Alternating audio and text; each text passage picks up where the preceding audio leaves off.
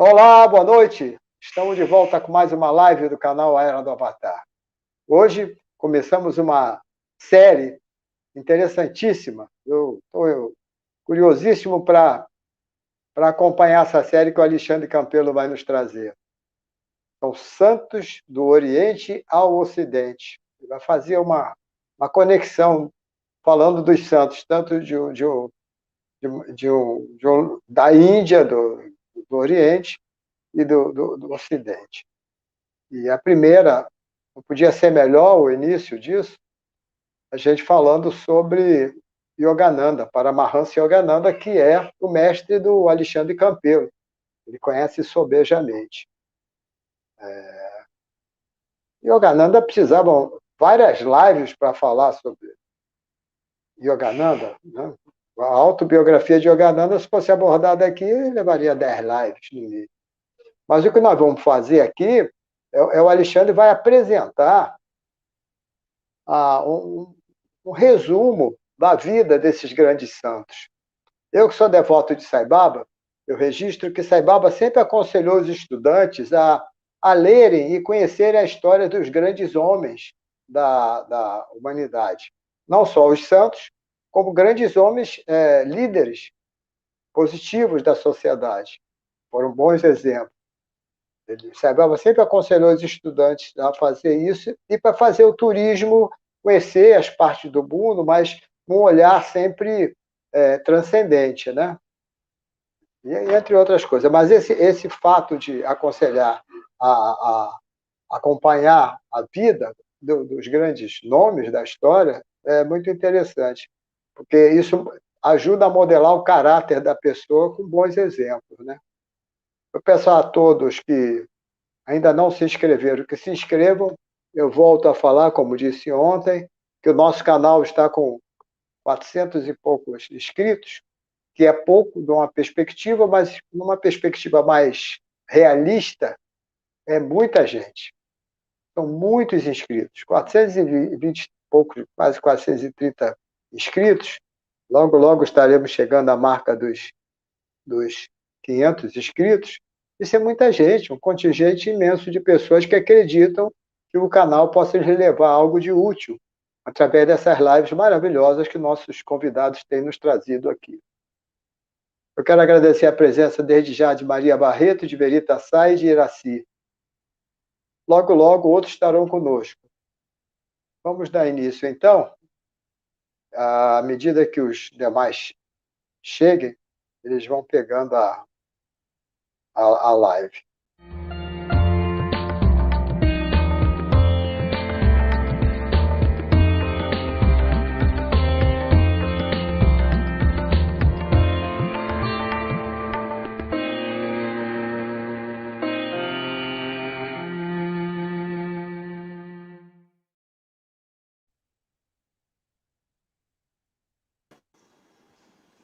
Irmão Alexandre, esteja bem-vindo.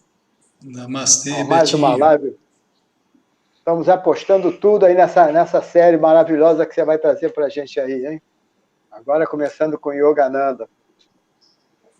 Nós poderíamos começar... Vai ser... A próxima vai ser sobre Santo Antão. Santo Antão, O eremita, né? Aí mês que vem a gente define as outras. Vão ser duas por mês, 15 em 15 dias. Mas fale, Alexandre. Nós poderíamos começar com qualquer outro santo, os santos mais antigos do hinduísmo, né, do yoga, do Vedanta. Mas acho que Yogananda, como é aclamado pai do yoga, assim como Swami Vivekananda, foi o primeiro iluminado a pronunciar a palavra yoga no Ocidente.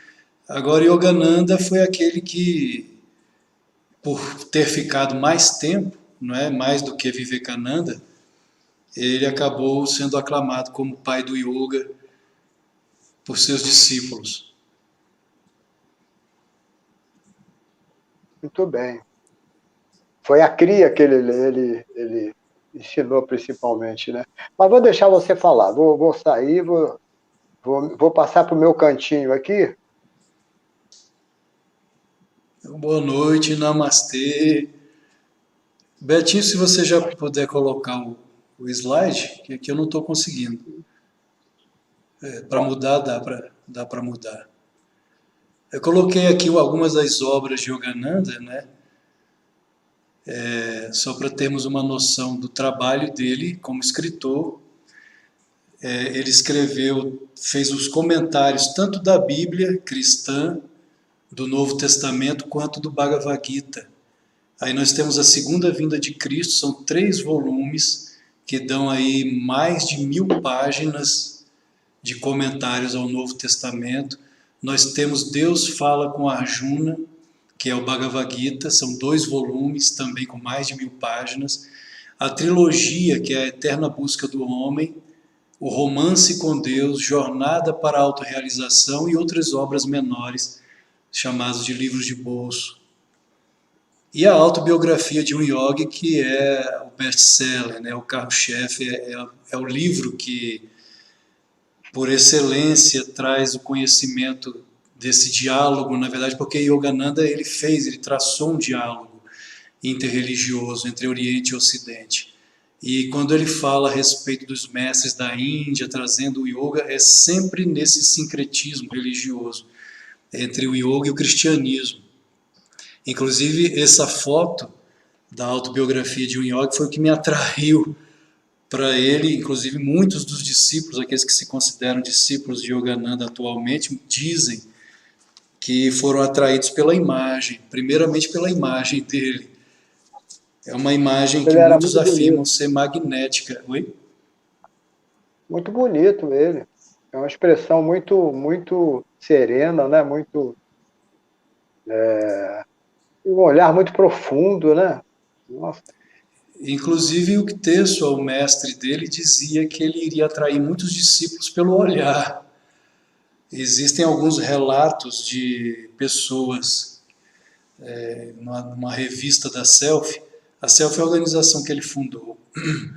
Relatos de pessoas que eram curadas, foram curadas só pelo olhar. Como Yukteswar já havia dito, você curará, realizará curas pelo olhar.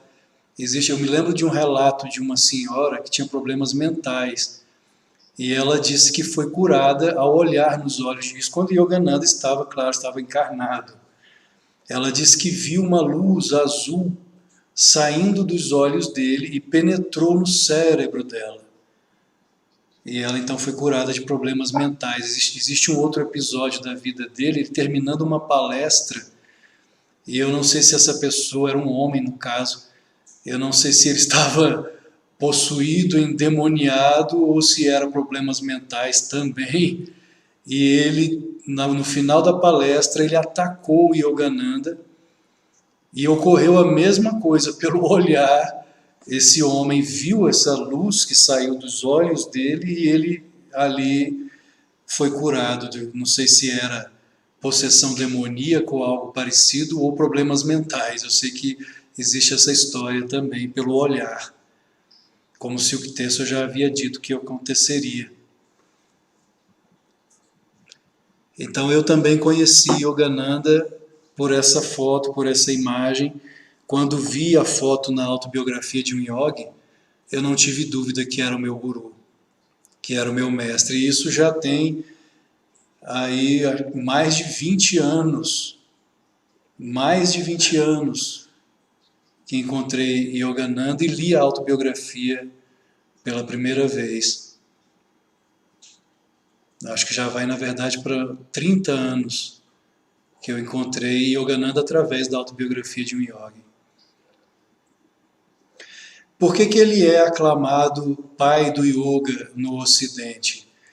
Vivekananda, como eu falei, foi o primeiro iluminado a vir em 1893 aos Estados Unidos e pronunciar a palavra yoga, realizando palestras que enchiam auditórios. Vivekananda trouxe as 4 principais formas de yoga: Karma Yoga, que é o yoga da ação altruística, do amor ao próximo, servir a Deus no outro, ver Deus no outro. Bhakti Yoga, que é a devoção. Jnana Yoga, o conhecimento, a sabedoria. E Raja Yoga, que é o yoga contemplativo, o yoga da meditação. Isso em 1893. Mas Vivekananda ficou pouco tempo. Ele, se eu não me engano, ele ficou até o ano de 1900, ou 1902, se não me engano, e voltou para a Índia. E em 1920, Paramahansa Yogananda veio trazendo a quintessência do Raja Yoga, que é Kriya Yoga. No português, tanto faz no masculino ou feminino, ou yoga, ou a yoga. Inclusive nos textos de Vivekananda e do próprio Yogananda, sempre lemos no feminino, a yoga. Então, a Kriya Yoga. E ele chegou a iniciar em Kriya Yoga, naquela época, 100 mil norte-americanos, 100 mil Kriyabans, Kriya Yogis naquela época. Então é por isso que ele é aclamado pai do yoga no Ocidente, porque ele permaneceu mais tempo do que Vivekananda. Mais de 30 anos, de 1920 até 1952, ensinando yoga. Aqui nós temos uma imagem, para irmos fazendo uma introdução, daqueles que tiveram contato, que tiveram o privilégio do contato com Paramahansa Yogananda. Esse senhor aqui da imagem é o ex-embaixador da Índia nos Estados Unidos, Rajan Sen. E esse encontro de Yogananda com Rajan Sen ocorreu já no final da vida de Yogananda. Em 1952, a Selfie, os discípulos da Selfie se prepararam para receber o embaixador em um banquete em um hotel, no Hotel Biltmore, nos Estados Unidos, em Los Angeles, Califórnia.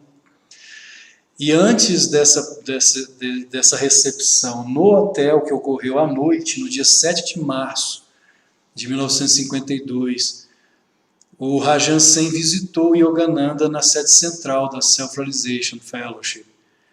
E ele então narrou mais tarde como foi essa experiência com Paramahansa Yogananda, como lemos aqui. Ele escreveu o seguinte: a experiência do encontro com Paramahansa Yogananda está gravada em minha memória como um dos acontecimentos inesquecíveis de minha vida. Quando olhei para seu rosto, meus olhos foram quase cegados por um esplendor, uma luz de espiritualidade que literalmente dele se irradiava. Sua infinita suavidade e sua encantadora gentileza envolveram-me como um cálido raio do sol. Pude ver que sua expressão e sua percepção interior iam até o mais mundano dos problemas, apesar de ser um homem do espírito. Nele encontrei um verdadeiro embaixador da Índia, sendo portador e divulgador da essência da antiga sabedoria indiana no mundo. Então esse foi um dos relatos a respeito de Yogananda, um dos vários, na verdade eu tive que selecionar. São tantos os relatos de pessoas importantes que tiveram esse privilégio de conhecê-lo pessoalmente, que é impossível em uma hora citar todos, como Swami Sivananda. Inclusive o Palmeirinho, né, que gosta tanto de Swami Sivananda, Sivananda chegou a escrever uma carta por ocasião do Mahasamadhi de Yogananda à sede central da Self-Realization Fellowship. Essa carta está no livro Paramahansa Yogananda em Memória. Aí aqui nós vemos uma foto de Yogananda à esquerda. Ele já, em 1952, ele estava com 59 anos de idade, foi justamente quando ele deixou o corpo. E a outra foto é de Sivananda, ao lado dele nós temos Dayamata. Dayamata, que foi a sucessora espiritual de Paramahansa Yogananda. Daya, compaixão, Mata, mãe, mãe de compaixão. E Sivananda escreveu então essa carta. Eu coloquei aqui um pequeno trecho da carta de Sivananda. Para quem não sabe, Maha Samadhi, Maha grande, Samadhi êxtase, é a derradeira vez em que um ser iluminado, um yogi iluminado, deixa o seu corpo conscientemente, ou seja, é a morte física, né? Quando ele deixa o seu corpo consciente pela última vez. E Sivananda escreveu: ele é eterno, onipresente, perene, irremovível e antigo, uma rara joia de valor inestimável, cujo quilate o mundo ainda não viu igual. Sua Santidade Sri Paramahansa Yogananda foi um representante ideal dos antigos sábios e videntes, a glória da Índia. Ele prestou um valoroso serviço no campo da espiritualidade. Ele contribuiu imensamente para o progresso espiritual de todos, ao colocar em ação o dínamo espiritual que está latente nos homens. Sri Yogananda tornou possível para todos os filhos de Deus experimentar o néctar que flui em abundância da fonte celestial dos Vedas e dos Upanishads. Atualmente, os centros mundiais da Self-Realization Fellowship representam Paramahansa e Yogananda em ação. Eles irão se multiplicar, tecendo uma rede minuciosa de espiritualidade magnética que irá cobrir um mundo de paz e bem-aventurança. Bhajan, Sankirtan e orações especiais foram celebradas aqui para a bênção e paz da alma que partiu. Possa a Self-Realization Fellowship prosperar, derramando luz divina por sobre o mundo inteiro. Swami Sivananda.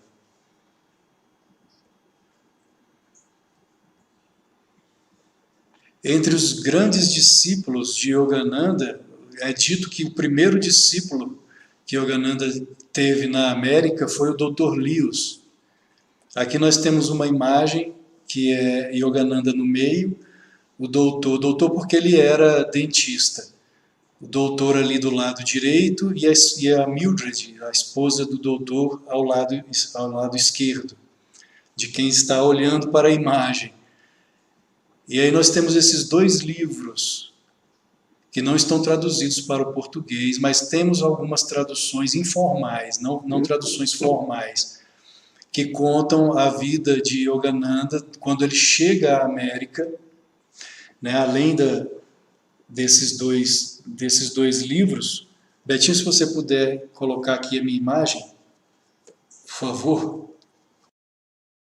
Eu vou mostrar aqui a autobiografia, que já foi mostrada no início, e esse outro livro, que foi escrito pelo irmão de Yogananda. Se você puder aumentar, Betinho. O Mejda. Está em espanhol. Sananda Lal Ghosh, o irmão mais novo de Yogananda, foi quem escreveu esse livro. Esse livro é muito interessante porque na autobiografia de um yogi, Yogananda não fala muito a respeito dele mesmo. De forma humilde, ele fala mais a respeito dos outros mestres, de Sukteswar, que foi o mestre dele, Lahiri Mahashaya, Mahavatar Baba, de outros grandes mestres, do que a respeito dele mesmo, Paramahansa Yogananda. E o Sananda, então, como teve esse privilégio de ser irmão próximo, irmão mais novo, que conviveu com Yogananda desde a infância, a adolescência, ele fala mais a respeito de Yogananda como um verdadeiro mestre, e conta experiências extraordinárias da infância de Yogananda. Betinho, se você puder voltar no slide. Isso. Então, esse livro aqui, esse primeiro livro em azul, foi escrito pela Brenda Lewis, filha do Dr. Lewis, e ela conta como foi a chegada de Yogananda, como foi que Yogananda foi recebido, inclusive, na família dela, na família dos Lewis, e os milagres que ele promoveu. Na verdade, a vida de Yogananda ela é repleta de milagres. Antes mesmo do nascimento dele, nós vemos milagres ocorrendo. A Alessandra perguntou onde achamos esse livro. Qual deles, Alessandra? Do Sananda Lal Ghosh, o Mejda. Esse livro, na verdade, eu encontrei no grupo de meditação de Brasília, da SRF. Eu não sei se você encontra em livrarias. Ela está se referindo a esse aqui. Eu não sei se você encontra em livrarias. Eu comprei no grupo da Self. Talvez no grupo de São Paulo, no grupo do Rio de Janeiro, você também encontre. É o Mejda de Sananda Lal Ghosh, esse é o irmão de Yogananda, irmão mais novo. A Brenda, ela conta a respeito de Yogananda das experiências do Dr. Lewis, que na verdade o doutor, antes mesmo de conhecer Yogananda, ele tinha a capacidade de ver uma luz aqui no ponto médio entre as sobrancelhas, no Adina Chakra, o Tasta Chaitanya. E ele não sabia o que era isso. Ele perguntava a padres, pastores, ele participou, na época ele participava do movimento Rosa Cruz, e ninguém sabia dizer que luz era essa, que ele via desde a infância, uma luz aqui no centro da testa. E quando ele encontrou Yogananda, quando ele conheceu Yogananda, ele fez a pergunta de praxe, a mesma pergunta de sempre que ele fazia a todos os religiosos: o Senhor poderia me explicar que luz é essa que vejo aqui no ponto médio entre as sobrancelhas? Ele diz que Yogananda sorriu na época, pegou a sua pele de tigre. A pele de tigre é um isolante das energias telúricas da Terra, é muito usada na Índia pelos yogis. Claro que eles não matam o tigre para conseguir a pele, o tigre já está morto e ali então eles tiram a pele do tigre. E Yogananda trouxe uma pele da Índia, pele de tigre, colocou sobre o chão, pediu ao doutor que se sentasse, e ele então sentou também sobre a pele de tigre. E antes disso ele disse, o doutor perguntou: o senhor sabe me explicar o que é isso? E Yogananda sorriu e disse: acho que sim, doutor. E pediu para que o doutor se sentasse, ele também se sentou, e Yogananda encostou a testa dele na testa do doutor. E aquela luz que era pequenina na testa do doutor Lewis, quando Yogananda encosta a testa na testa do doutor, aquilo se transformou em um portal. Isso contado pelo próprio doutor Lewis. Um portal de luz. E ele entrou na luz. Quando ele entrou na luz, isso significa o samadhi, não é? O êxtase, o 8º anga de Patanjali, do Yoga Sutra de Patanjali. A consciência se expandiu. Era a época de Natal. E era uma prática comum da família Lewis armarem a árvore de Natal na véspera. Já era tarde e o doutor não voltava para casa. A Mildred, a esposa do doutor, primeiramente preocupada, depois começou a desconfiar do doutor e ficou na sala da residência. Ela pegou um rolo, daqueles rolos de fazer massa de pão, e ficou esperando a chegada do doutor. Quando o doutor chega, tarde da noite, com um sorriso que ia de orelha a orelha e uma energia, uma vibração como ela nunca havia sentido antes, ela se desarmou. E ela perguntou: aonde você estava até essa hora? E o doutor, então, com aquele sorriso maravilhoso, disse a ela: eu estava com o mestre. Eu estava com o mestre e ele me mostrou a verdadeira árvore de Natal. Ele contou mais tarde que, ao entrar naquela luz, quando o Yogananda encosta a testa na testa do doutor, e que ele entra naquele portal de luz, no Samadhi, ele também foi capaz de ver o próprio cérebro e todo o sistema cérebro-espinhal, ou seja, os chakras, os centros de energia, o cérebro. Ele disse que era semelhante a uma árvore de Natal, o corpo todo. O bulbo raquidiano como uma árvore de Natal dentro dele. Os nadis, os chakras e o corpo todo irradiando aquela potência, aquela luz, como os candelabros de ouro, quando lemos o Apocalipse da Bíblia cristã, que vemos João falando a respeito da visão que ele teve de Jesus: eis que me virei e vi um semelhante ao Filho do Homem em meio a 7 candelabros de ouro. Os 7 candelabros de ouro, esotericamente falando, representam os 7 centros de energia, os 7 chakras. E o doutor então teve essa visão dentro dele mesmo, dos chakras, a árvore de Natal, a verdadeira árvore de Natal. Mais tarde, o próprio Yogananda explicou para ele que as árvores de Natal que vocês utilizam aqui no Ocidente, né, em comemoração ao nascimento de Jesus, na Índia, nós conhecemos como o centro cérebro espinhal, os nadis, os chakras, esses centros de energia dentro do ser humano.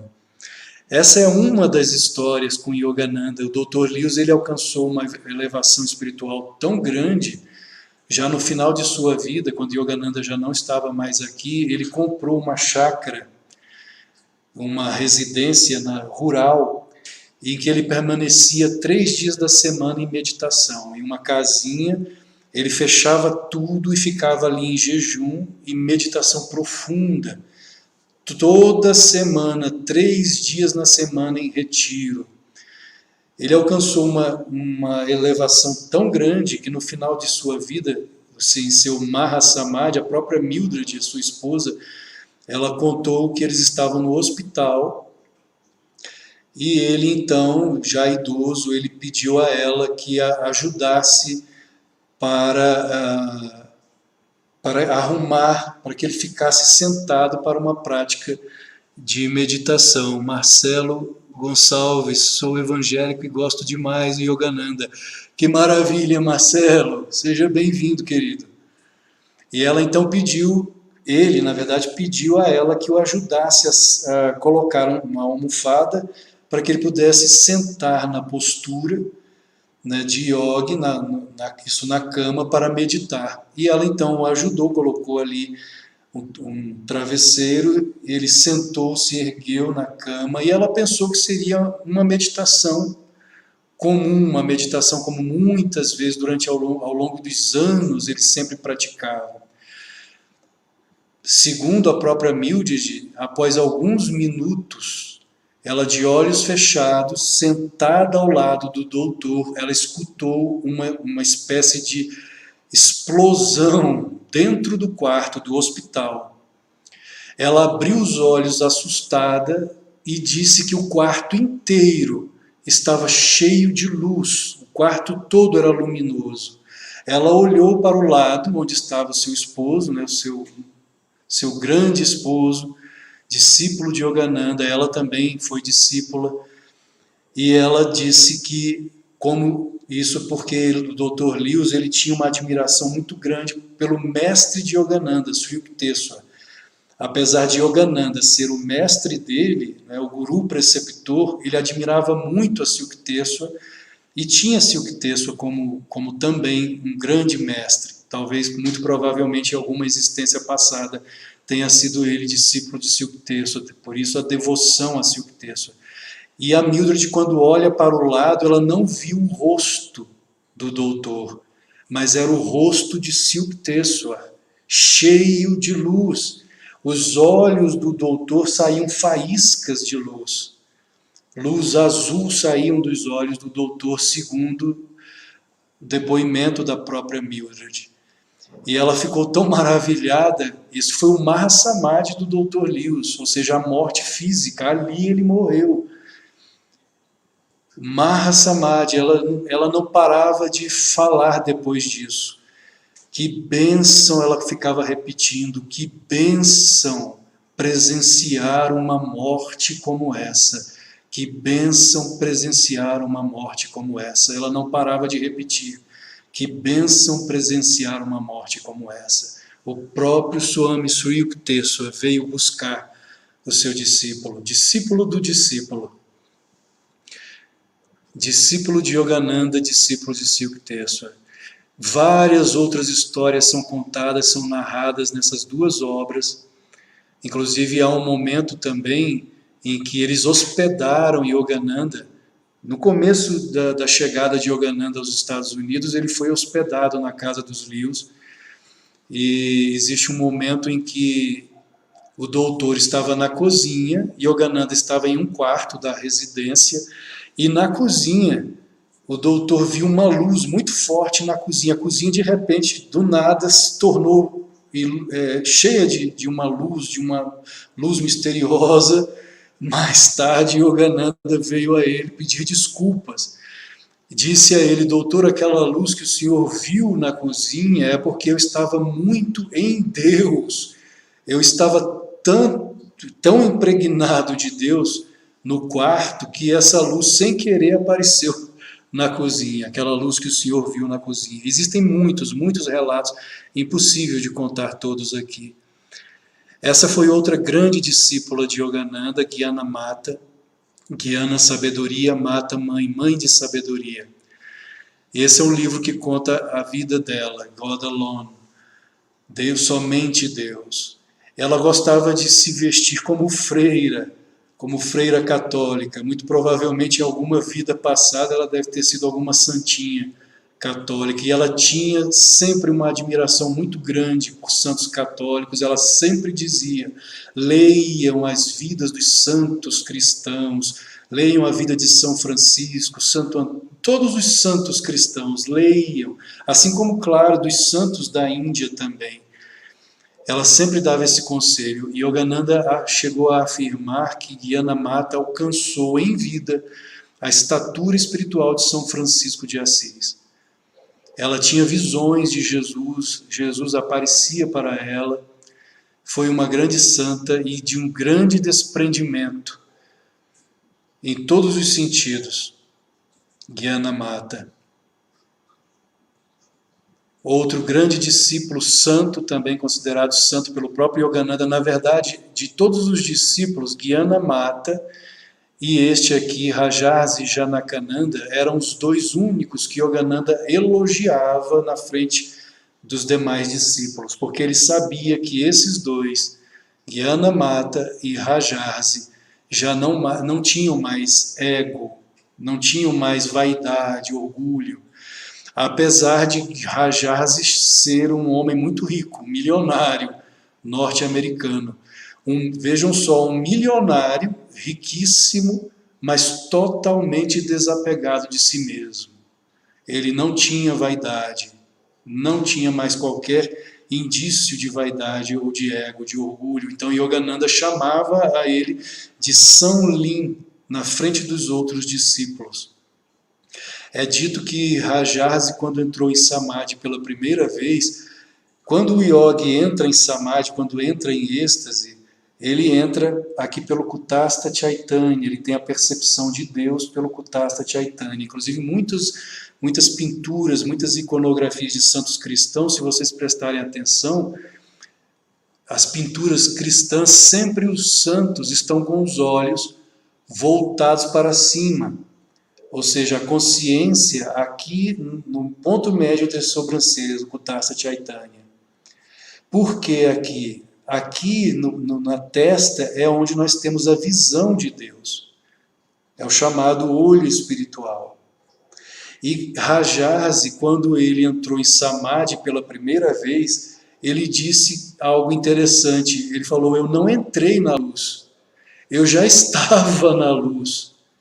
Quando ele se viu em êxtase, em Samadhi, ele já estava na luz.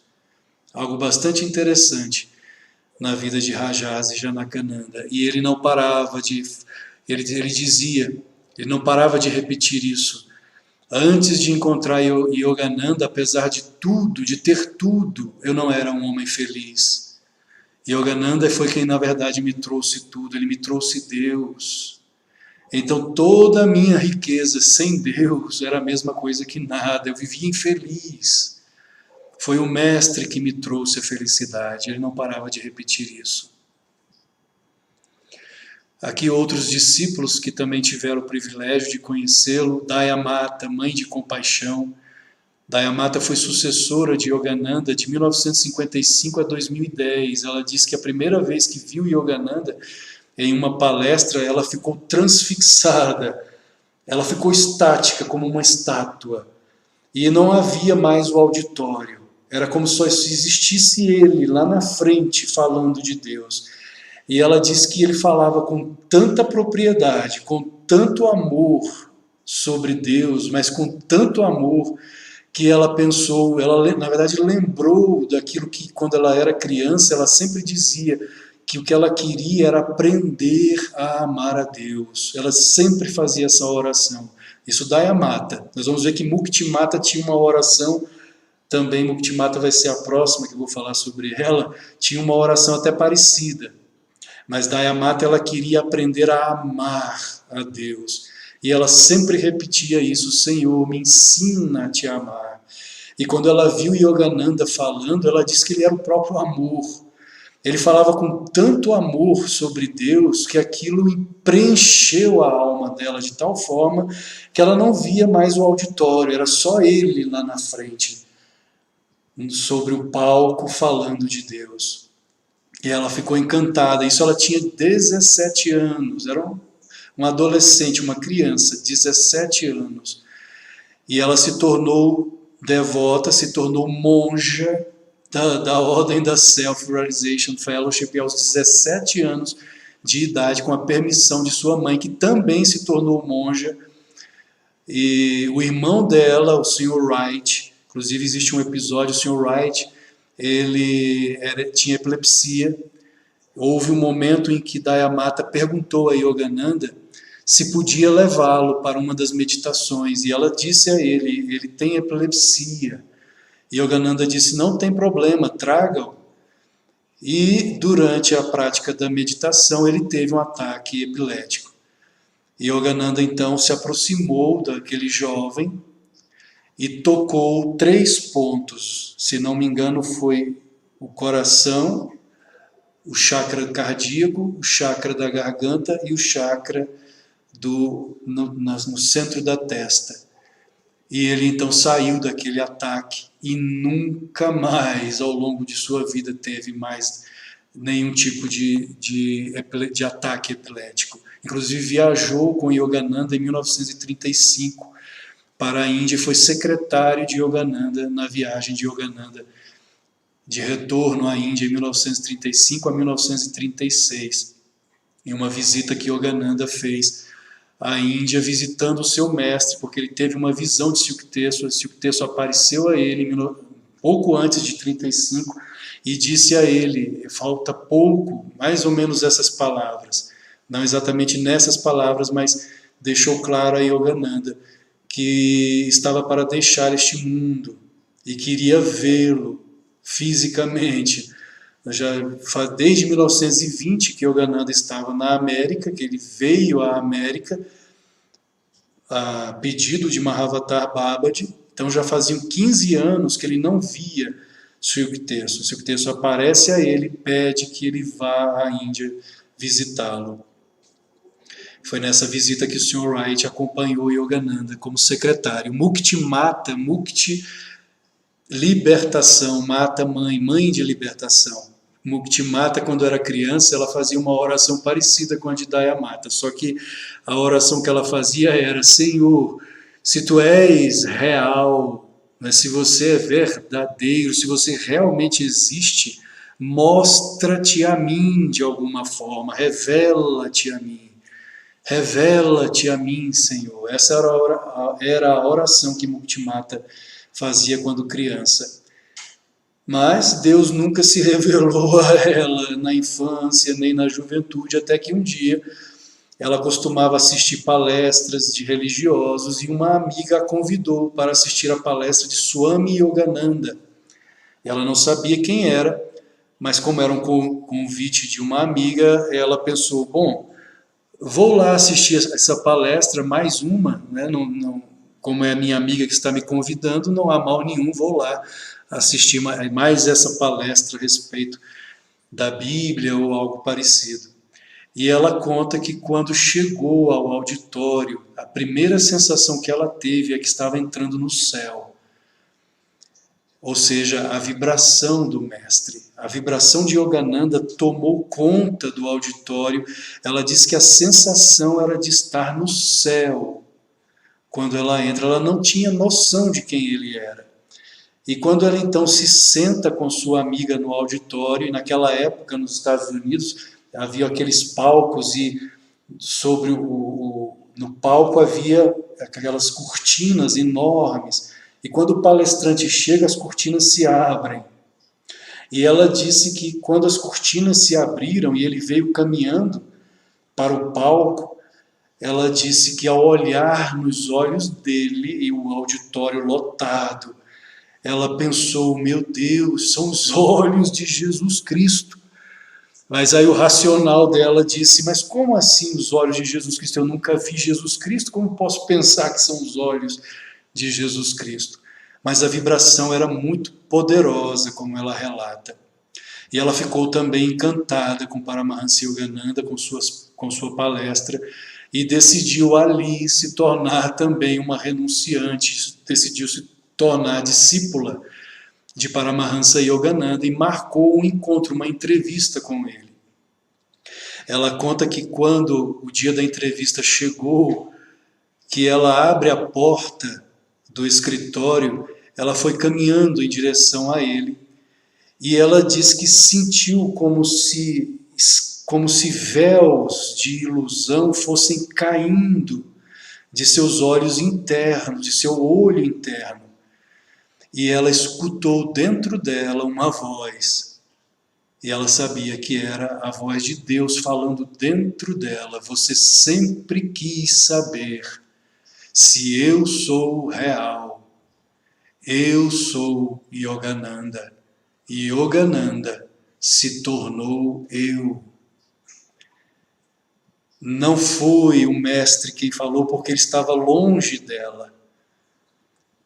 A voz foi interna, em resposta à oração que ela fazia quando criança. Se você é real, Senhor, mostra-te, revela-te a mim de alguma forma. Então essa foi a primeira entre muitas experiências de Muktimata com Paramahansa Yogananda. E aí quando ela chega perto dele, sentado, apenas sorrindo para ela, ele disse a ela, olhando nos olhos, você veio. Você veio. O próximo foi o Brother Anandamoy.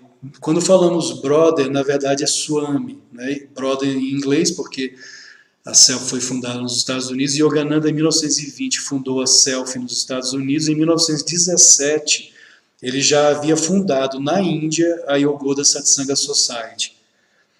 Então, brother quer dizer irmão, mas é Swami, na verdade. Swami Anandamoy. Foi outro grande, gigante discípulo de Paramahansa Yogananda. O Anandamoy conta que quando conheceu Yogananda pela primeira vez, ele foi à palestra, não sabia também nada a respeito de Paramahansa Yogananda. Na época ainda não era Paramahansa, era Swami Yogananda. E ao terminar a palestra de Swami Yogananda, ele se aproximou do mestre e foi cumprimentá-lo e apertou a mão de Yogananda.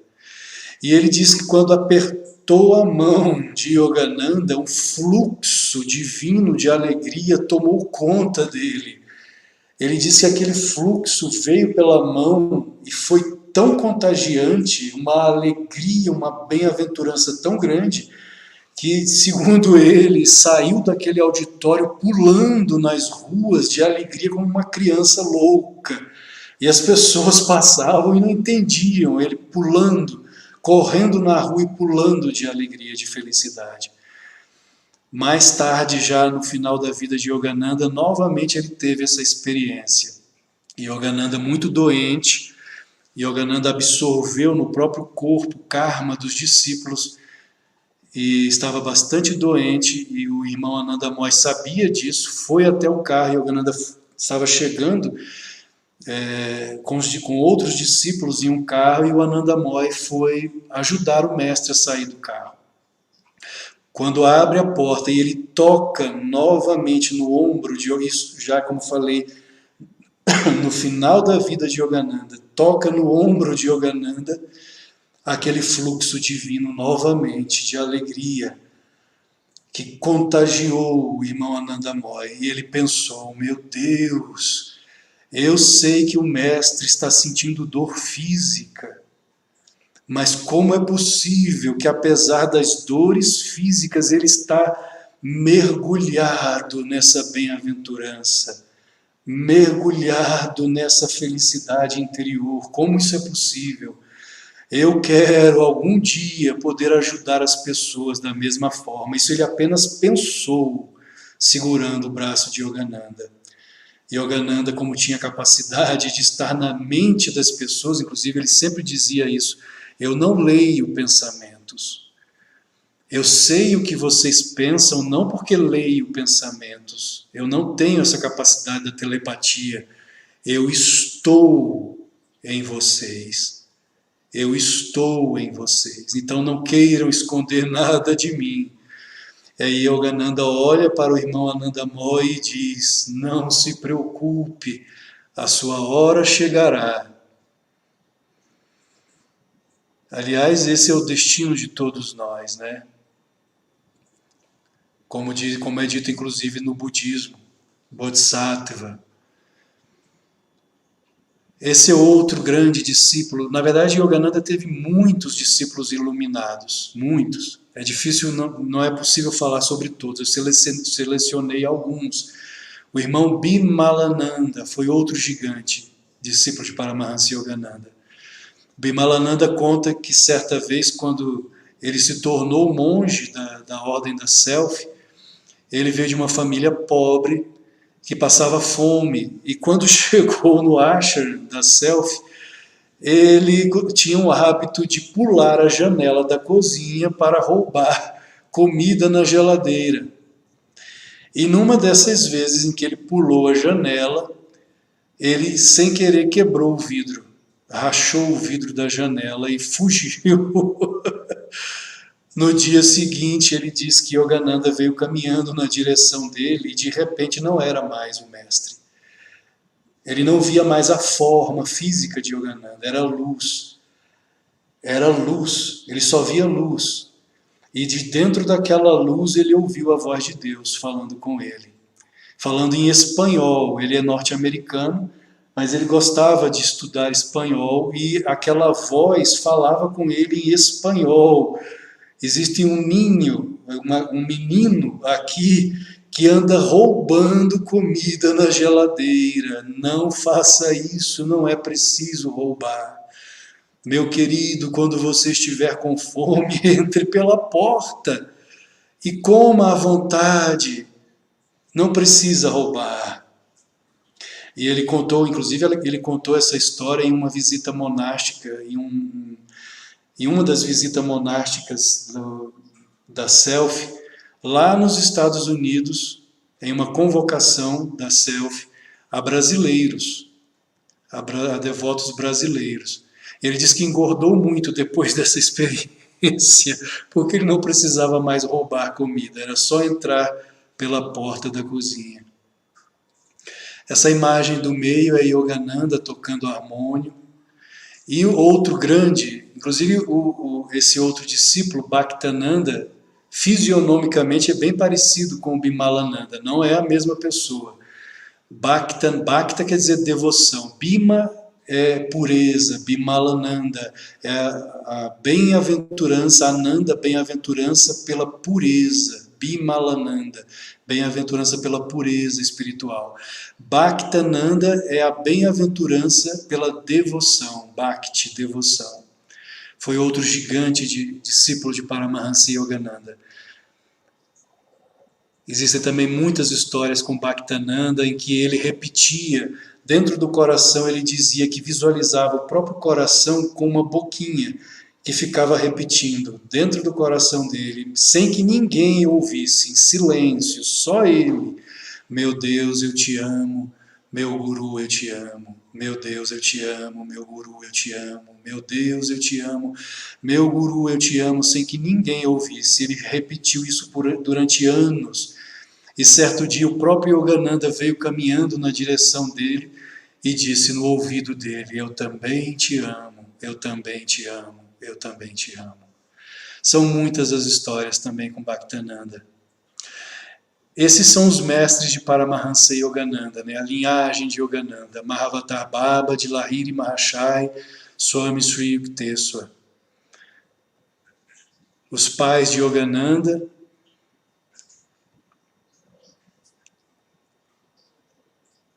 que foram discípulos de Lahiri Mahashaya. Lahiri Mahashaya é este segundo aqui, que está no meio. Eles eram discípulos de Lahiri Mahashaya, e quando a criança nasceu, aliás, antes de nascer, o próprio pai de Yogananda teve uma experiência com Lahiri. Um dos funcionários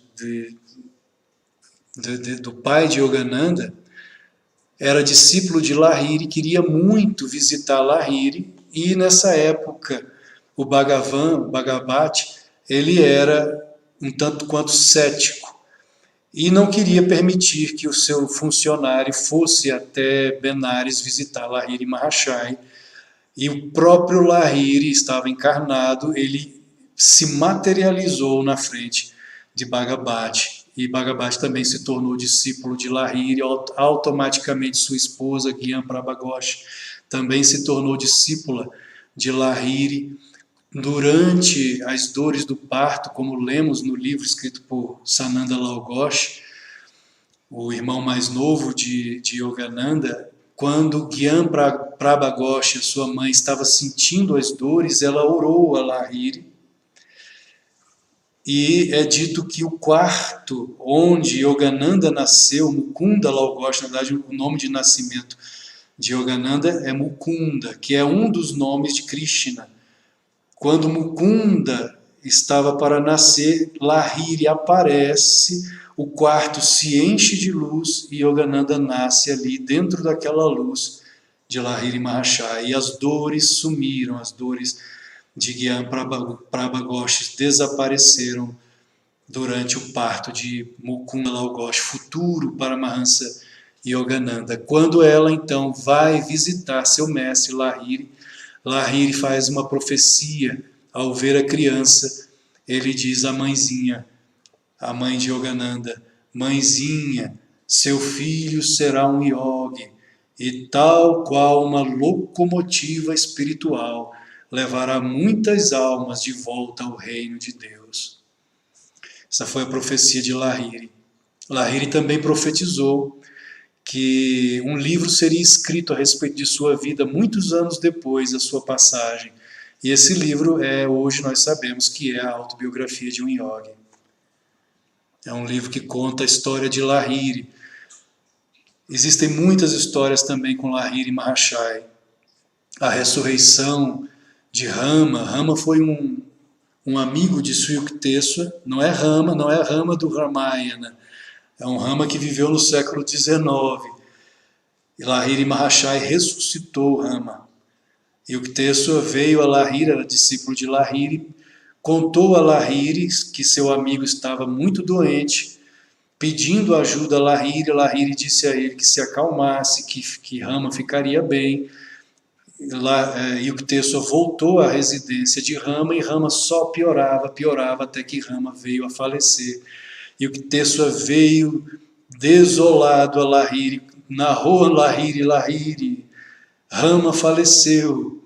E nesse momento, então, Lahiri entra em êxtase, entra em samadhi, isso é narrado na autobiografia de um yogi.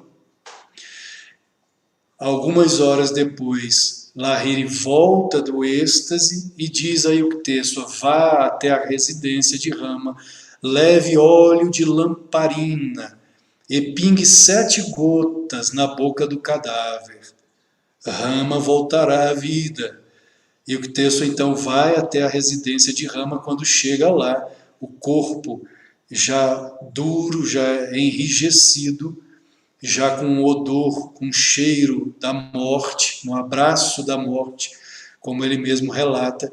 E ele então começa a pingar as gotas de lamparina no cadáver, nos lábios do cadáver de Rama.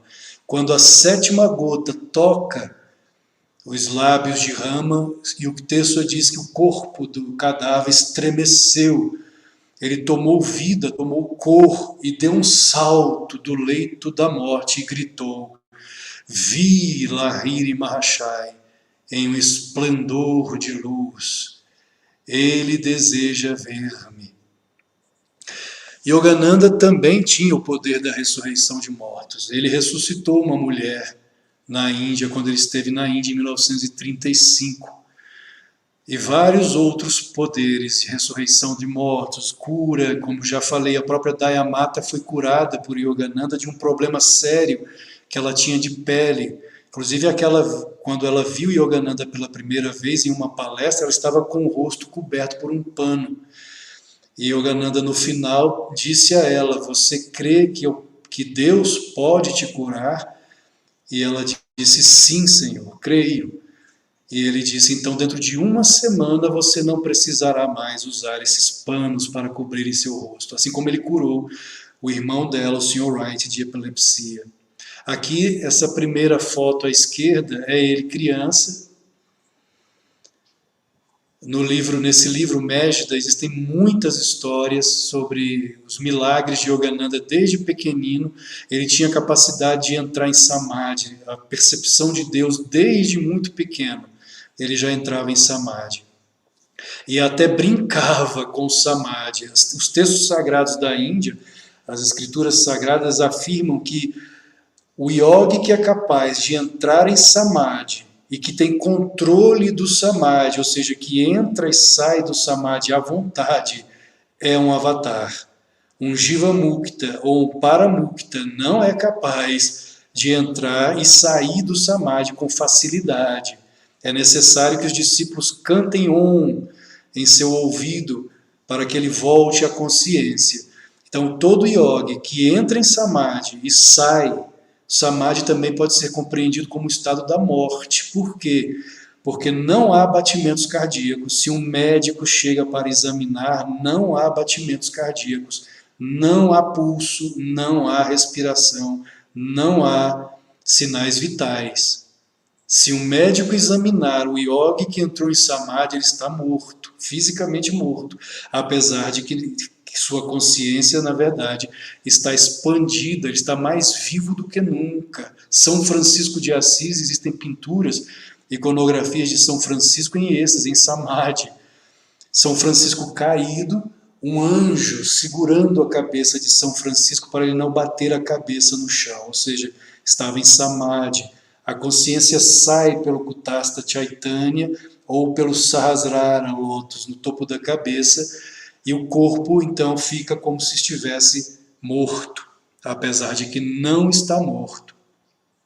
Quando era criança, Yogananda, como conta o Sananda Lal Ghosh nesse livro, Meja, a família já estava acostumada a ver Mukunda dentro de seu quarto 3 dias, uma semana inteira trancado no quarto, que isso ele era criança, meditando, em jejum, praticando jejum e meditação dentro do quarto. Ninguém se importava mais, já estavam acostumados com isso.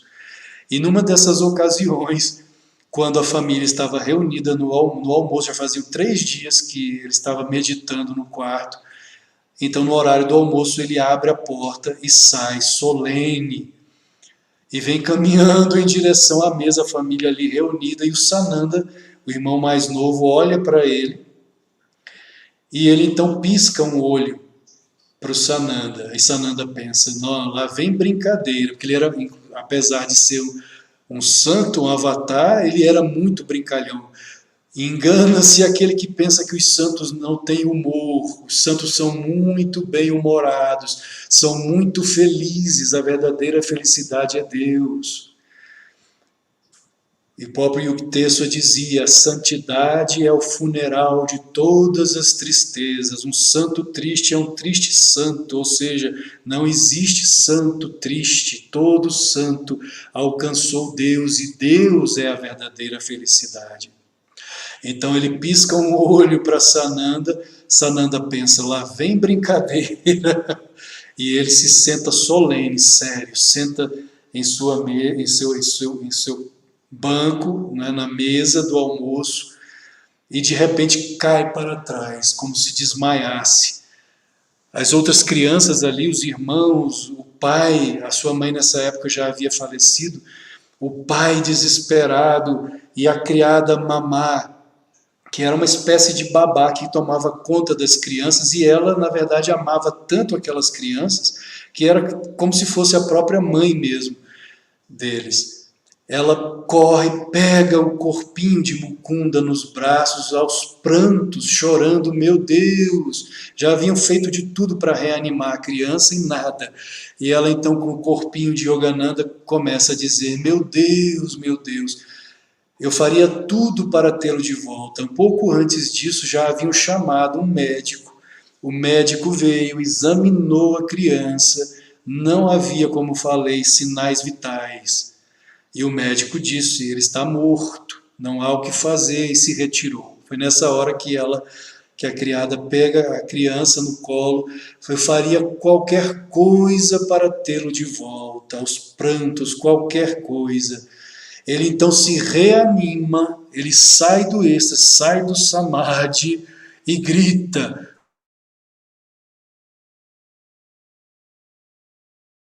de uma criança, e age como uma criança.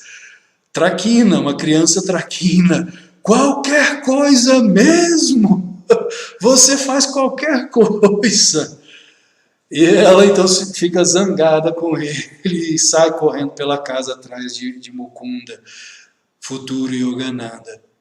O que ele queria com aquela traquinagem divina, assim como Krishna, como lemos nas traquinagens de Krishna, e como lemos também nos evangelhos apócrifos da infância de Jesus. Os evangelhos da infância de Jesus. Jesus também tinha suas traquinagens quando criança. O que Mukunda queria era que a criada Mamá permitisse que ele pudesse trazer os seus amiguinhos, seus coleguinhas para lanchar com ele, porque ela nunca deixava ele trazer as crianças, os seus amigos, para lanchar. Era o que ele queria.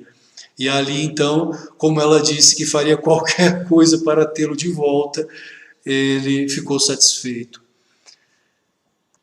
Existem muitas, muitas outras histórias com Yogananda.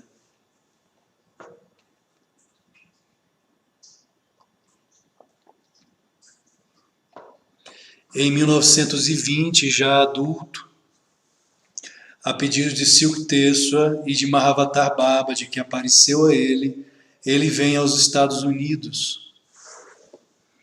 A Sônia perguntou: Yogananda seria um avatar? Sim, Sônia. Os avatares não têm, os santos que não são avatares não têm controle sobre o samadhi. Inclusive existem textos sagrados da Índia que um Jiva Mukta, que é o primeiro nível, o primeiro estágio de iluminação, às vezes não consegue sair do samadhi. E o corpo vai definhando até a morte. E os textos da Índia afirmam: não chore por um Jiva Mukta que morreu, porque o corpo para ele já não significa mais nada. Ele está nos braços de Deus. Então os Jiva Muktas não conseguem entrar em Samadhi e sair com facilidade do Samadhi. Se Yogananda tinha essa capacidade desde criança de entrar no Samadhi e sair do Samadhi com facilidade, desde criança, é porque ele é um avatar. Ele é uma encarnação divina, ele tinha total controle sobre a vida e a morte. É uma espécie de... Quando o yogi entra em Samadhi, ele morreu para este mundo. Ele morreu para este mundo. E ele tem a capacidade de fazer o corpo reviver. Como eu falei, não há sinais vitais, ele está morto. Se o médico vem a examinar, o médico fala: essa pessoa está morta. Somente um avatar tem a capacidade de ressurreição, de ressuscitar o próprio corpo. Um santo comum não tem essa capacidade. Então, em 1920, ele vem aos Estados Unidos a pedido de seu mestre, Silkteswar, em um congresso de religiosos liberais e profere a sua palestra, ali cercado de outras religiões, e a sua palestra é aclamada entre todas as outras. E ali ele começa a sua missão, né, aqui na América. Existe até um episódio, dizem que Yogananda, quando chegou com esse turbante, com essa roupa de renunciante indiano, turbante, parecia um marajá indiano, um milionário indiano, diz que no porto, quando ele chega, 3 assaltantes norte-americanos se aproximam dele armados e anunciam um assalto. E ele diz aos assaltantes: o que vocês desejam? Dinheiro? Dinheiro eu não tenho, mas o que eu tenho dou a vocês. E ele então abre os braços e os assaltantes, aqueles 3 homens, sentem o poder divino, o poder espiritual dele, baixam as armas e não são capazes de assaltá-lo. Existem muitas, como já falei, muitas histórias com Yogananda, não é possível contar todas.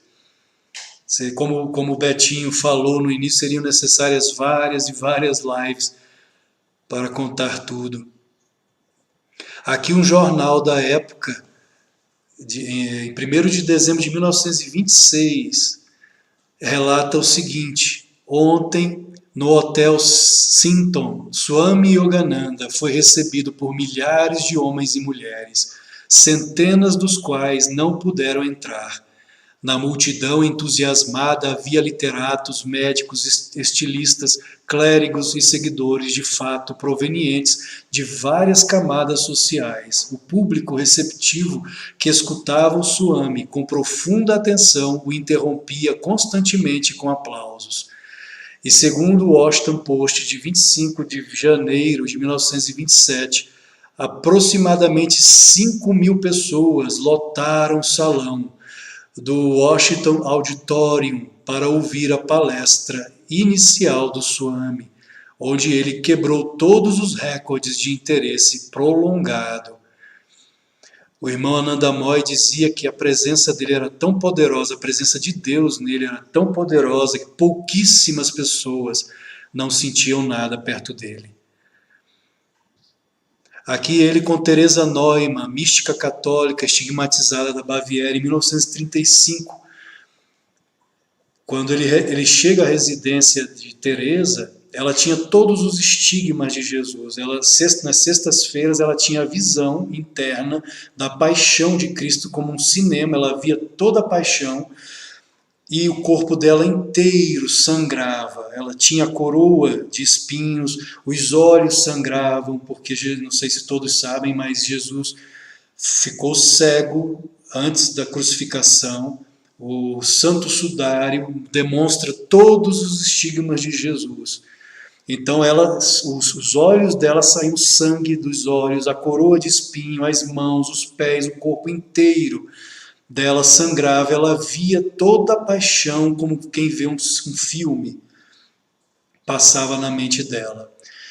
Inclusive, certa vez ela recebeu a visita de um padre vindo da Índia, padre católico, mas que vivia na Índia, e indiano, veio visitá-la. Isso antes dela ter essa visita de Yogananda, ela teve a visita de um padre indiano. E ela disse a esse padre: o Senhor vem da terra dos reis magos. Ela disse ao padre: o Senhor vem da terra dos reis magos, como lemos lá em Mateus, no Evangelho segundo Mateus, nos primeiros capítulos, os reis vindos do Oriente, os reis magos vindos do Oriente, eram indianos, eram rishis, sábios iluminados da Índia, e ela afirmou isso. Essa mística católica, essa grande mística católica afirmou isso. E quando Yogananda, então, em 1935, a visita na Baviera, na Alemanha, antes de receber a visita, ela manda um recado. E a pessoa que vem trazendo o recado diz a ele, recado dela, embora o bispo me haja pedido que não veja a ninguém sem a sua permissão, receberei o homem de Deus que vem da Índia. Ela não se alimentava de nada a não ser de hóstia, uma hóstia consagrada por dia. Na verdade, ela se alimentava de luz, de energia, de prana. Ela ficou encantada porque Yogananda sabia o processo pelo qual ela sobrevivia sem alimentos, sem sólidos, sem líquidos, apenas com a hóstia. Ele sabia qual era o processo iógico de alimentação com o prana.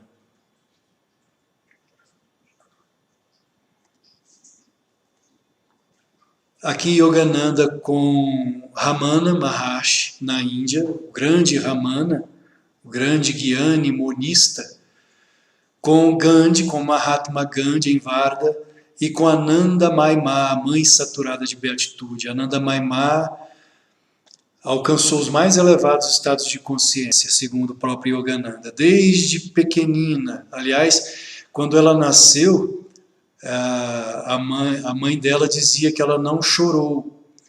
E ela, pequenina, ela dizia: mamãe, por que eu haveria de chorar?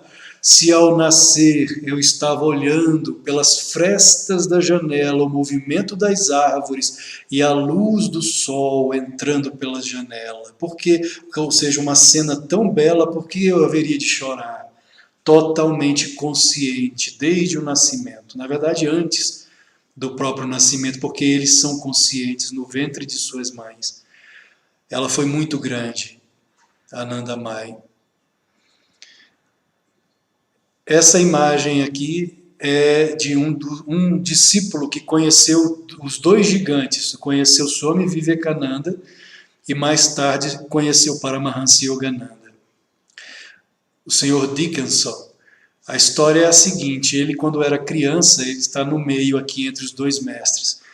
Quando Dickinson era criança, ele estava brincando, isso lá nos Estados Unidos, brincando com seu irmão mais velho e outros coleguinhas próximo a um lago. E o seu irmão mais velho empurrou lá do alto dentro do lago. Ele não sabia nadar e começou a se afogar e a se debater dentro da água. E as crianças ali tentando salvá-lo não sabiam o que fazer. Quando ele submergiu pela terceira vez, naquela tentativa de sair da água, de se salvar, ele diz que viu uma luz multicolorida, e dentro dessa luz havia um rosto humano dentro daquela luz, e então as crianças jogaram para ele um galho de salgueiro que ele conseguiu agarrar, e ali mesmo puxaram ele da água. As próprias crianças prestaram ali os primeiros socorros.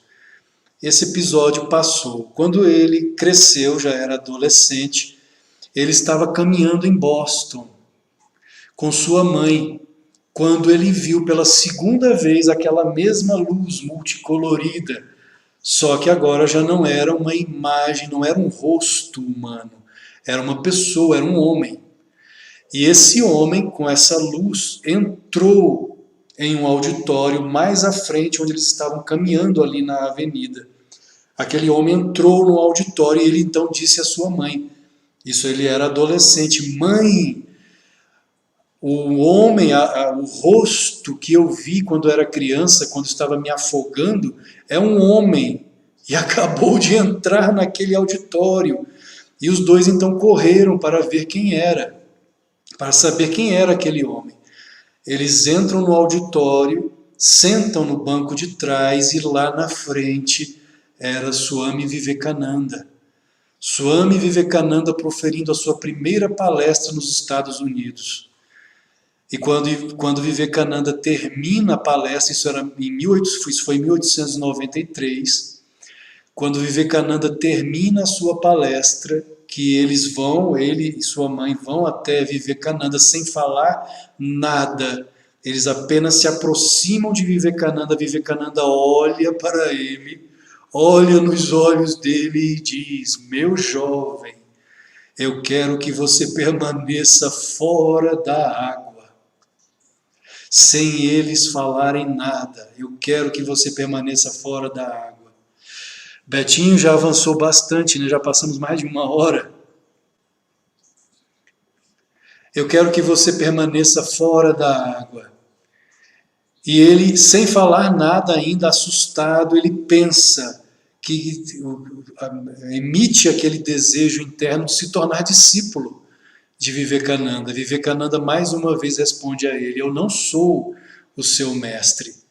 O seu mestre virá depois e te dará de presente uma taça de prata e te encherá de tantas bênçãos que agora você não seria capaz de suportá-las. Isso foi em 1893.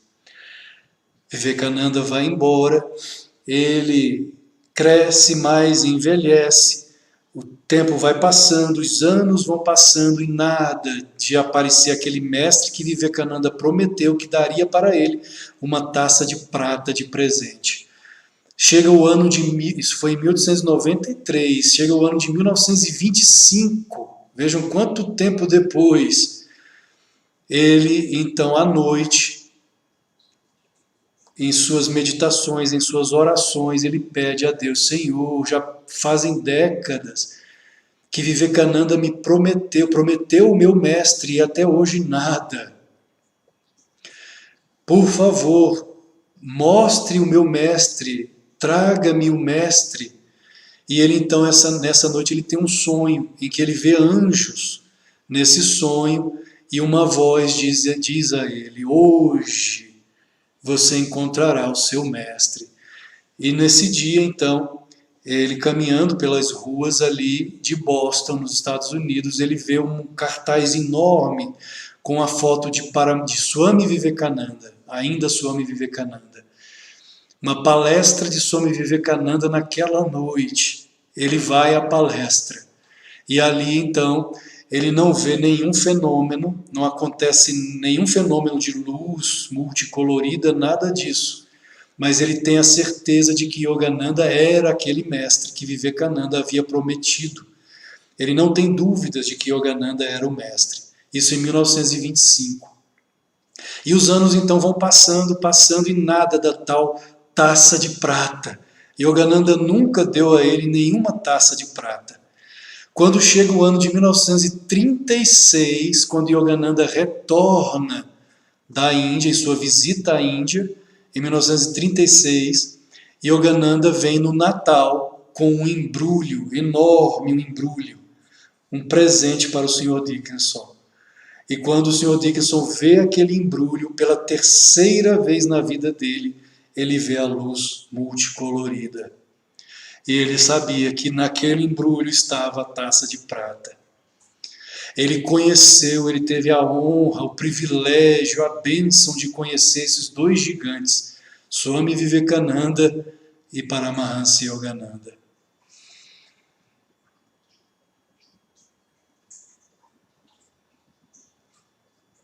O Ananda Moy, ele teve também uma experiência com Yogananda em 1950, no deserto de Mojave, que prova ser Yogananda um avatar, uma encarnação divina, e não um avatar Kanda, mas um Purna. Qual a diferença entre Kanda e Purna? O Kanda é uma encarnação parcial de Deus.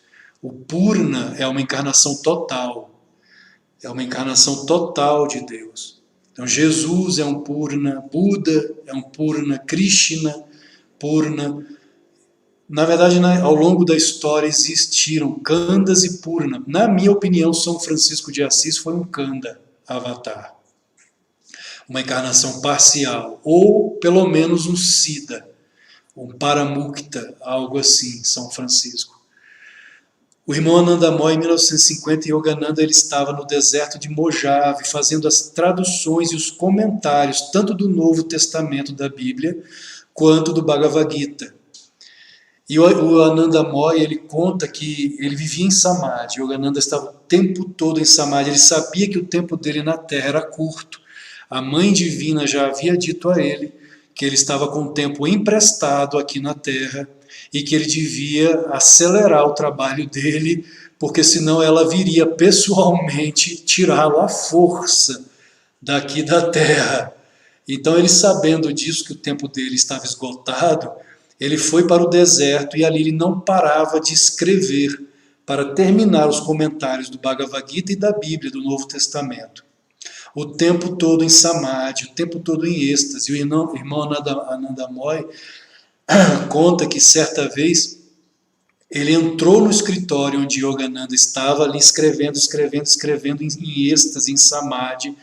O irmão disse que a energia daquele escritório era tão poderosa que ele teve a nítida sensação de caminhar para dentro de Deus, palavras do próprio Ananda Moy.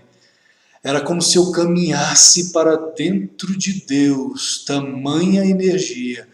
Um tempo depois, Yogananda saiu, um dos poucos momentos em que ele saía para descansar. Ele quase não dormia, porque sabia que o tempo dele era curto e ele tinha que terminar esses comentários da Bíblia e do Gita. E Yogananda sai do escritório, ainda em Samadhi, em êxtase, os olhos voltados para cima, para o Kutastha Chaitanya, Shambhavi Mudra. E o Anandamoy estava perto e ele disse que a energia que emanava do corpo de Yogananda era tanta que ele, Anandamoy, teve que recuar vários passos para trás. Tamanha era a vibração que emanava do corpo de Yogananda. E nesse momento Yogananda disse: os 3 mundos flutuam em mim como bolhas. Os 3 mundos são todos os universos físicos.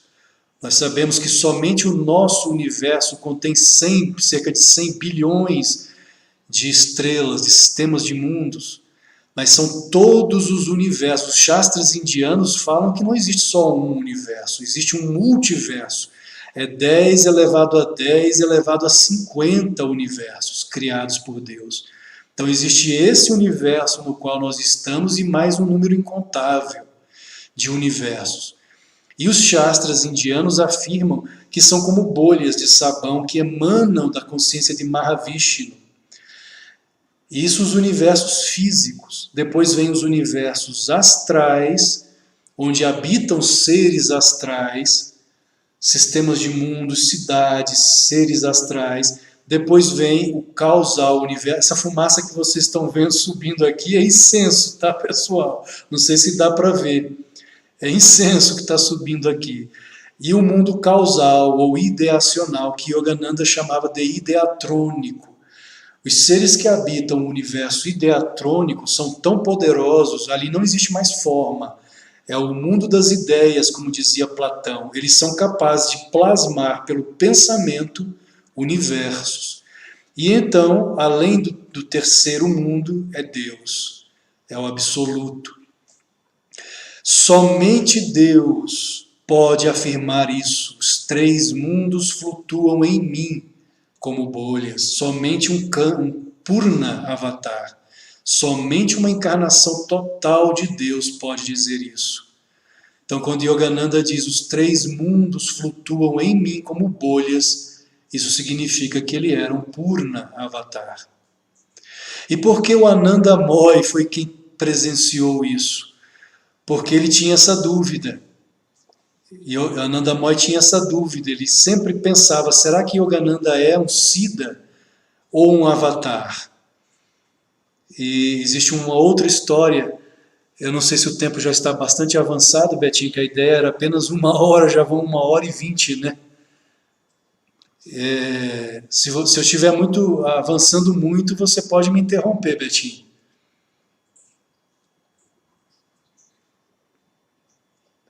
Bom, não falou nada, então vou continuar.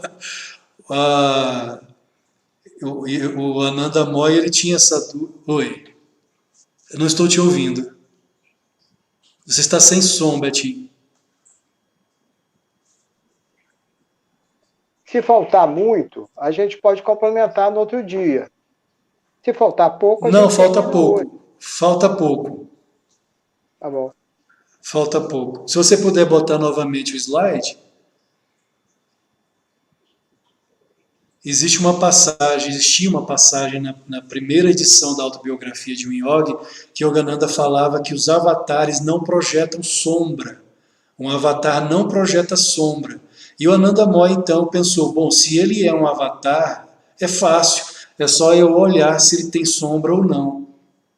E ele chegava perto de Yogananda, se sentava ao lado de Yogananda e não lembrava de olhar se ele tinha ou não sombra.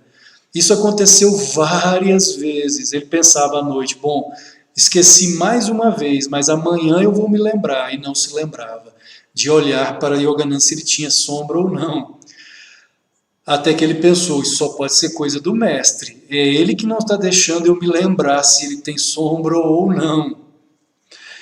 E aí um dia ele chegou perto de Yogananda, olhou, ele se lembrou de olhar, olhou e viu uma sombra.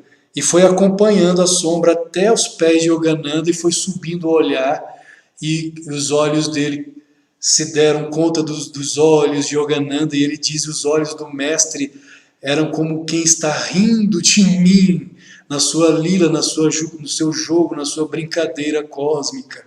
E ele então deu uma batidinha, uns tapinhas no meu joelho, na próxima edição da autobiografia, Yogananda colocou uma nota de rodapé: eventualmente o Avatar não produz sombra em resposta ao Anandamoy. E aí, claro que no deserto de Mojave, lá nos Estados Unidos, ele teve essa experiência e que aí ele, claro, não teve mais nenhuma dúvida de ser Yogananda, um Purna Avatar.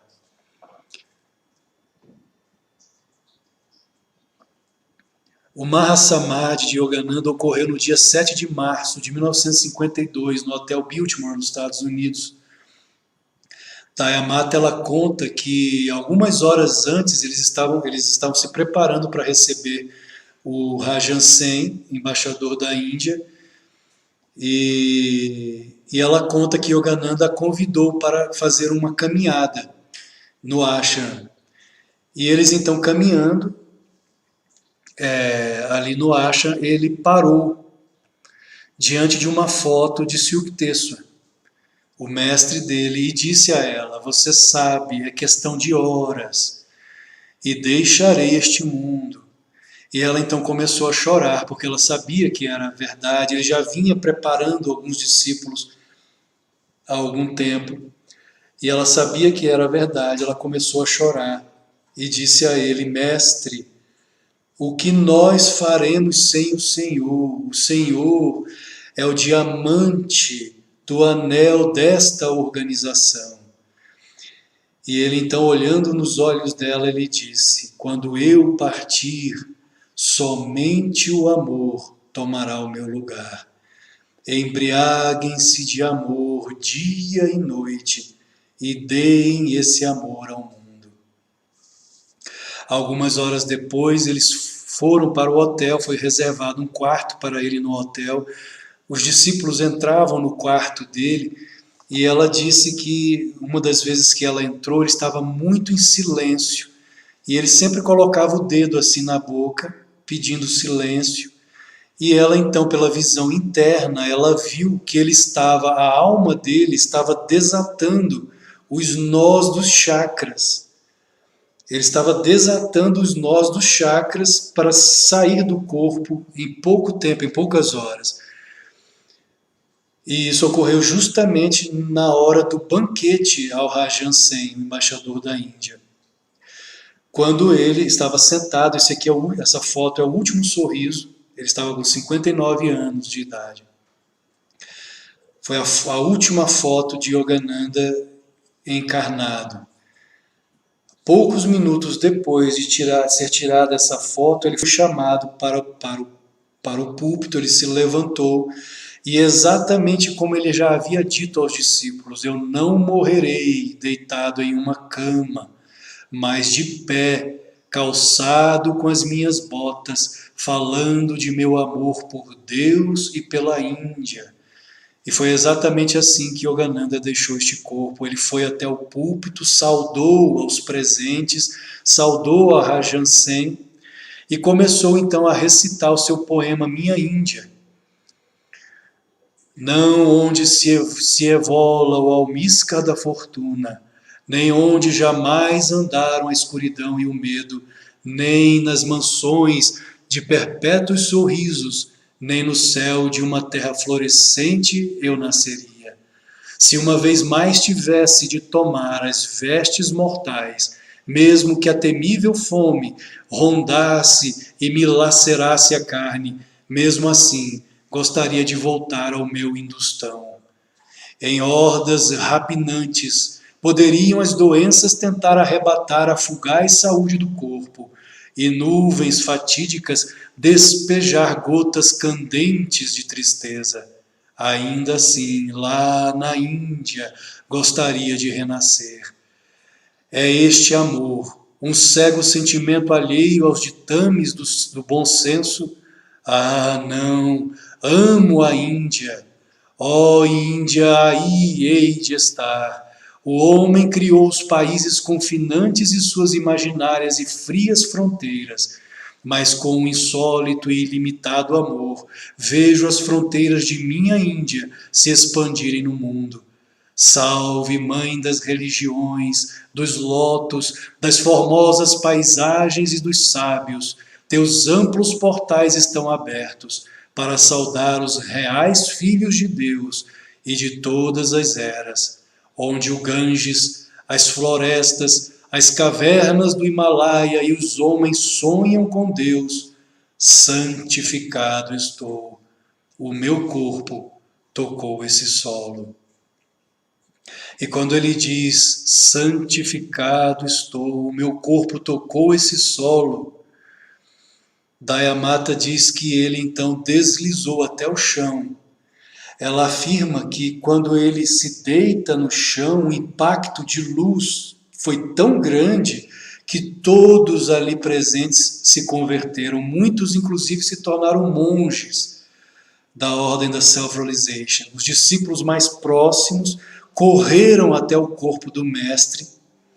Ela diz que começaram a cantar Om no seu ouvido direito, mas ele não voltou mais. Ela diz que viu ele então se desprender do corpo, a sua alma se desprendeu do corpo, ela viu uma grande luz e a alma de Yogananda se fundiu com aquela luz.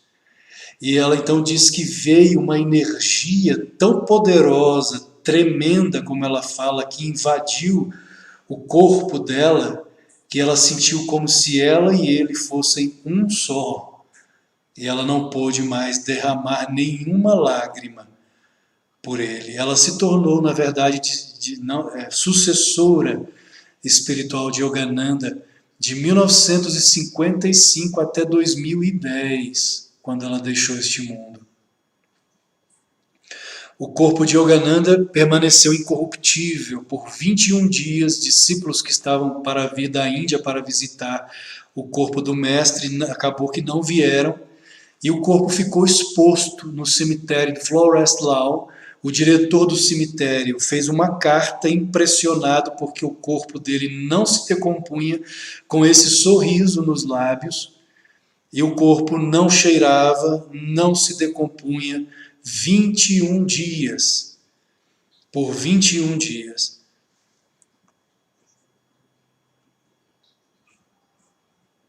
O Rajarsi, que foi aquele discípulo, um dos grandes discípulos de Yogananda, o chamava de Premavatar.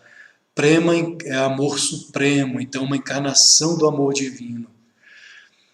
Dayamata dizia que conheceu todos os poderes de Paramahansa Yogananda, mas ela dizia, nenhum dos poderes dele, nem de ressuscitar os mortos, nem de curar, nem a capacidade de conhecer os nossos pensamentos mais profundos, nada disso me interessava. O que me atraiu para ele foi o grande amor por Deus.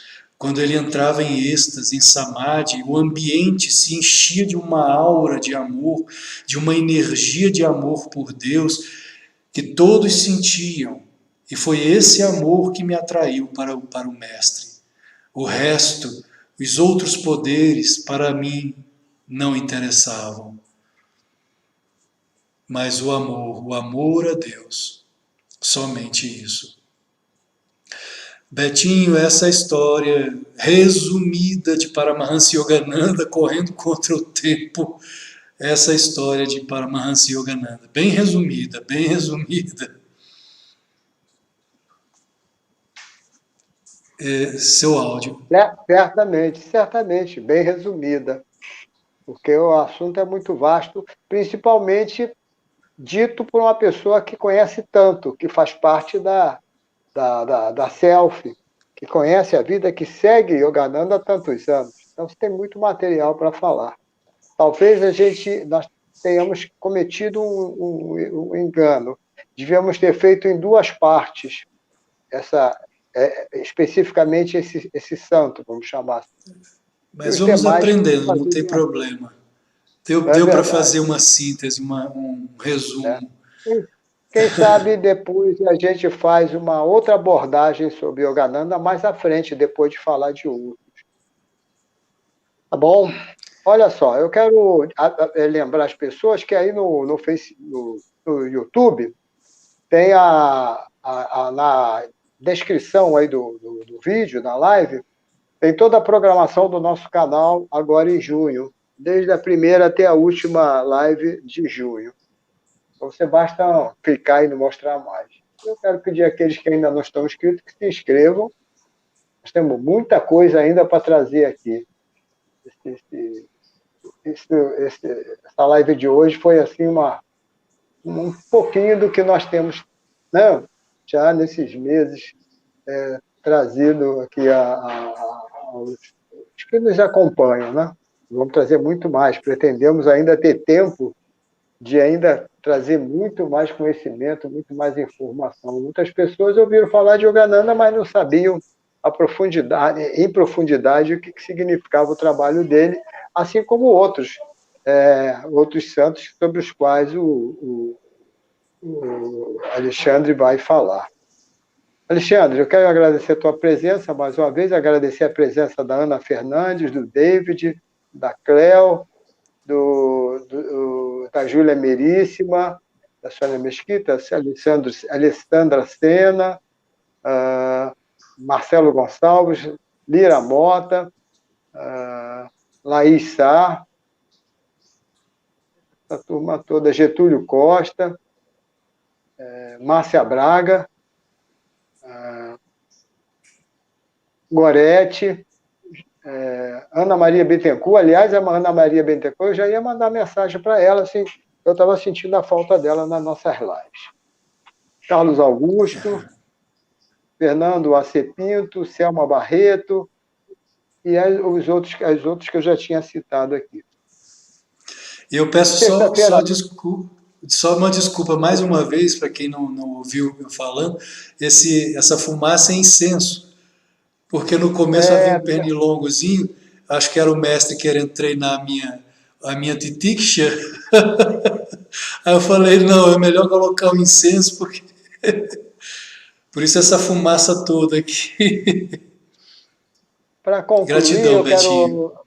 Eu quero lembrar a todos que na sexta-feira agora, dia 17, nós vamos ter o nosso Priyarupa Dasa falando sobre o resgate de Sita. Ele falou sobre toda a vida de Rama, como ele foi para a floresta, como foi o rapto de Sita, as tentativas de Hanuman de trazer Sita de volta, e agora ele vai falar sobre a entrada em Lanka de Rama com o exército para resgatar Sita. Então, sexta-feira, às 20 horas, aqui no canal. Tá bom? Uma boa noite a todos. Namastê. Namastê. É um cumprimento bem genérico, mas pode ser também Shalom, Om Sairam e etc. É isso aí. Vamos agora aguardar a próxima com o Alexandre, mas sexta-feira tem mais aí com o Priyarupa.